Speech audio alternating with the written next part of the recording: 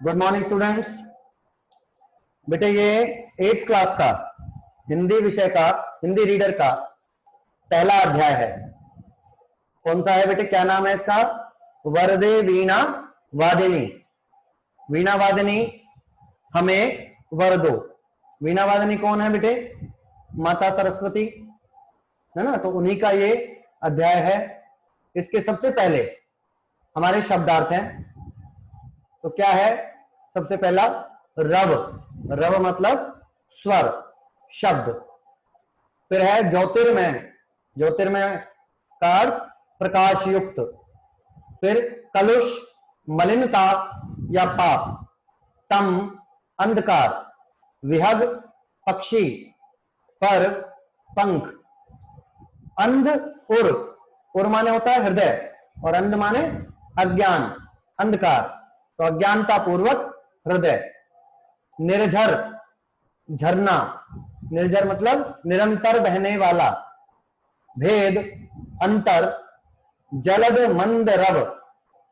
जलद माने मेघ या बादल, मेघ के समान गंभीर स्वर।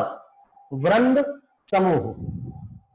इसके बाद इसके मौखिक प्रश्न आ जाते हैं कि निम्नलिखित प्रश्नों के मौखिक उत्तर दीजिए। पहला प्रश्न है, कवि ने मां सरस्वती को किस नाम से संबोधित किया है? तो इसका उत्तर है वीणा वादिनी, यानी वीणा बजाने वाली, वीणा पर वादन करने वाली। ज्योतिर्मय निर्झर से क्या अभिप्राय है? तो आपको लिखना है प्रकाश युक्त झरना।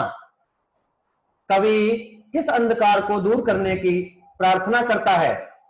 तो उत्तर है इसका अज्ञानता के अंधकार को। फिर है प्रार्थना में से अपनी पसंद की कोई 4 पंक्तियां चुनकर लिखिए। तो ये 4 पंक्तियां हमने उसमें से निकाली और आपको लिखकर दी। ये कौन सी हैं? एक बार इसको पढ़ लेते हैं। काट अंध उर के बंधन स्तर, बहा जननी ज्योतिर्मय निर्झर, कलुष भेद तम हर प्रकाश भर, जगमग जग कर दे। यानी संसार को अपने ज्योतिर्मय झरने से, ज्ञान से, अंधकार को मिटाकर आप जगमग कर दीजिए। सरस्वती माता से ये प्रार्थना की जा रही है। फिर प्रश्न आ जाते हैं कि निम्नलिखित प्रश्नों के संक्षिप्त उत्तर दीजिए।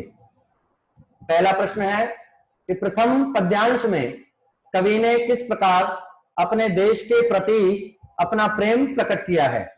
इसका उत्तर लिखना है हमें कि कवि ने मां से प्रार्थना की है। मां कौन है बेटे?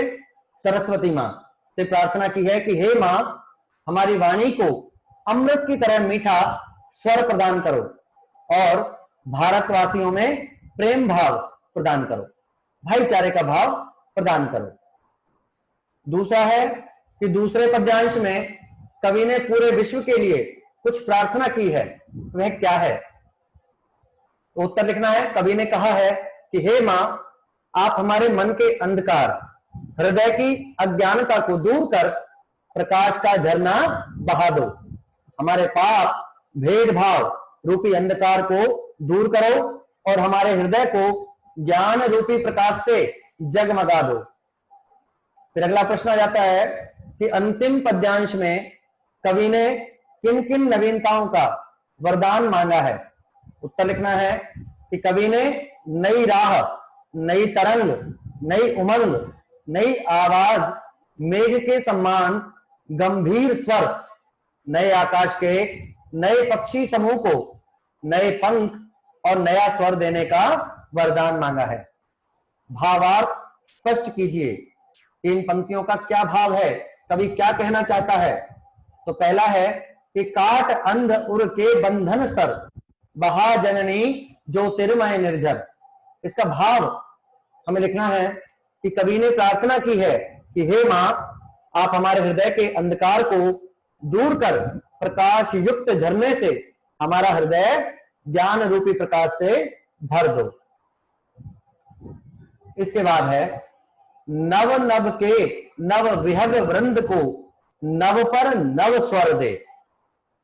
तो इसमें इसका भाव है, कवि ने कहा है कि हे मां, आप नए आकाश के नए पक्षियों के समूह को नए पंख और नई आवाज प्रदान करो, अर्थात हमें ज्ञान प्रदान करो, नई ऊर्जा प्रदान करो। ये बेटे आपका पाठ यहां समाप्त हो जाता है। अब आपने क्या करना है, आपने इसको पढ़ना है और याद करना है, क्योंकि शुक्रवार को जो आपका टेस्ट होगा ना, उसमें इसी से संबंधित प्रश्न आपके आने वाले हैं।